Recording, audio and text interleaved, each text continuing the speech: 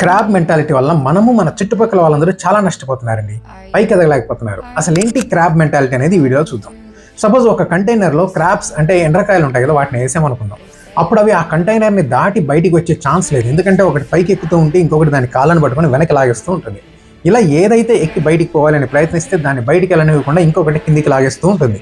ఈ విధంగా ఆ క్రాబ్స్ అనేవి అదే కంటైనర్లో అలానే ఉండిపోతాయి.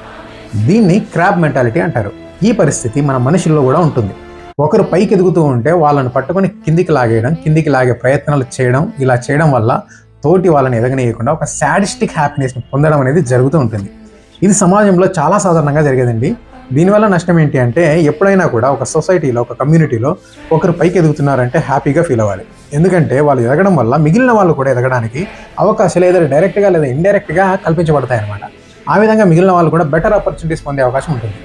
అయితే ఈ నిజం తెలియని చాలామంది ఏం చేస్తారంటే, వేరే వాళ్ళని ఎదగనీయకుండా చేసి వాళ్ళని కూడా తాము ఏ స్థాయిలో ఉన్నామో అదే స్థాయిలో ఉండేలా చేస్తున్నారు. సో ఇది చాలా సర్వసాధారణంగా జరుగుతుందండి. ఈ క్రాబ్ మెంటాలిటీ వల్లనే మన సొసైటీస్ చాలా నష్టపోతున్నాయి. ఎలా ఉంటాయి అలానే ఉండిపోతున్నాయండి. సో దీనిపైన మీ ఒపీనియన్ కామెంట్ చేయండి. Thank you so much.